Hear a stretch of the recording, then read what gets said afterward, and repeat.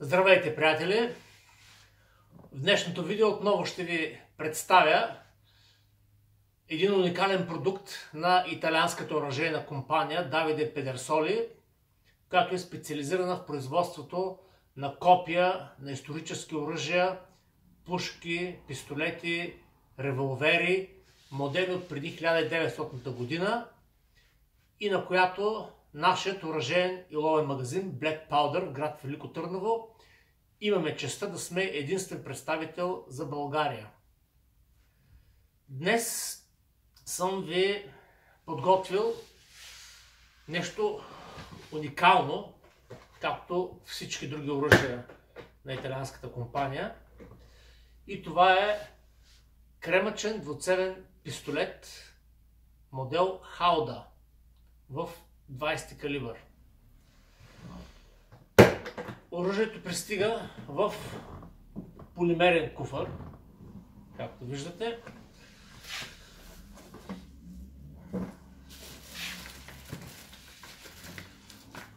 С книжка, инструкции, начин на експлоатация, както и различни типове за безопасно боравене.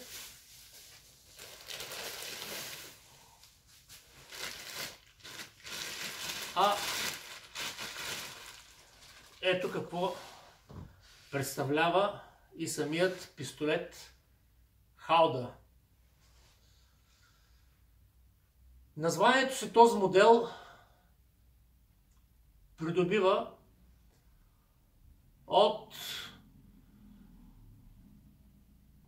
Индия, където Hauda се наричат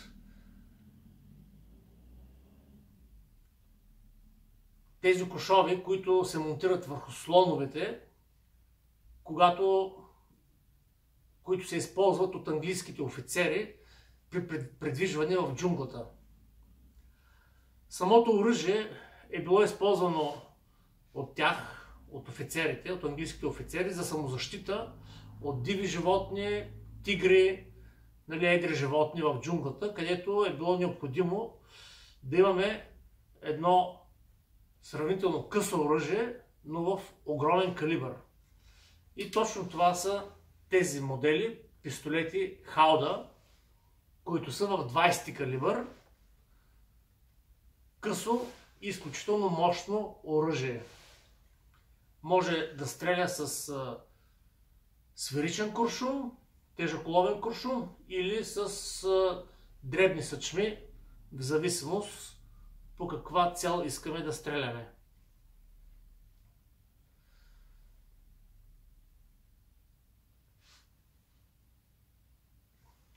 Моделът на италианската компания е произведен изключително прецизно. Дървото, както винаги, е от селектиран орех.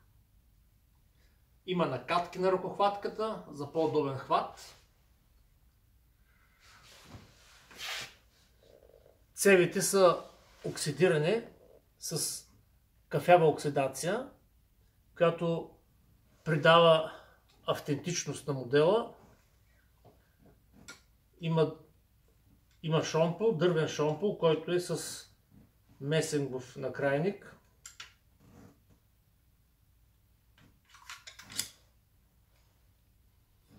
А в другата част имаме също и резба за различни видове четки за почистване или за обслужване на цевите.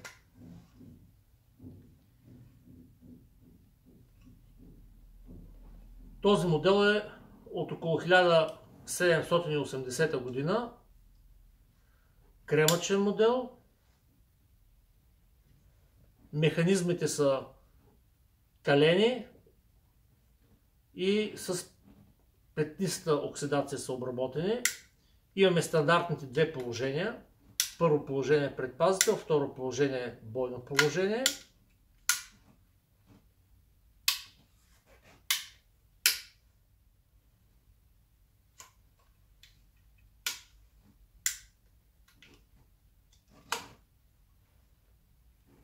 Изключително красива изработка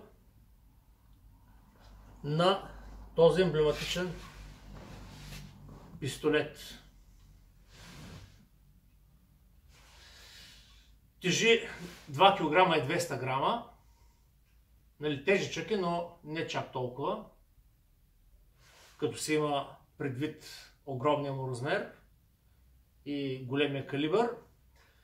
На ръкохватката има възможност да се монтира приклад, който в момента го нямаме наличен, но тук, в тази част, петата на ръкохватката, може да се монтира приклад, който може да превърне пистолета в къса пушчица. Цевта е дълга 285 мм или 11,1 инча. Общата дължина е 450 мм, 45 см или 17,3 инча. Мога да покажа за сравнение капсулния модел. Ето, капсулния и кремъчния модел. Естествено, кремъчният модел е малко по-тежък заради двата обемисти механизма. Кремъчният модел е направен с кафява оксидация, а капсулният с черна оксидация, като по-модерно оръжие.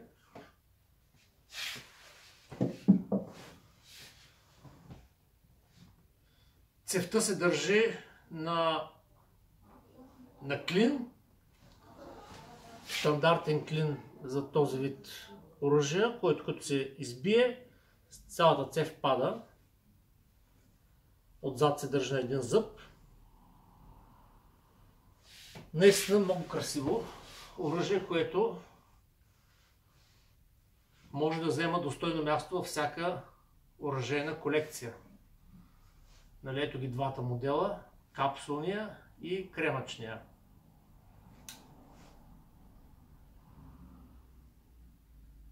Калибърът е 20, както споменах, гладкоцевен е пистолета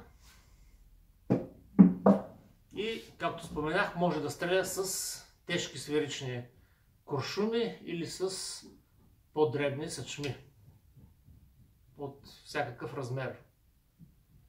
Оръжието на английските офицери в колониите на Британската империя.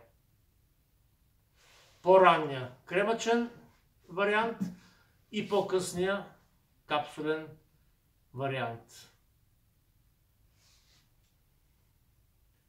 Капсулният вариант има гравюри по механизма.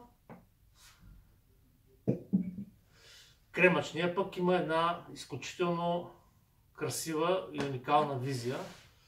Винаги са ми харесвали тези двойни механизми, въпреки че така оръжието има по-обемисто, но има изключително красив и автентичен вид. Пристига с този полимерен куфер, фирмен куфер на Педерсони, в който могат да се поставят всякакви аксесуари за него.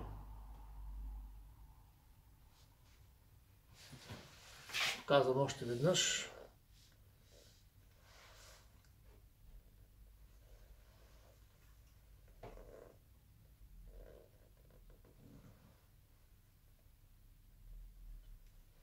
Едно емблематично оръжие от епохата на колониална Британия.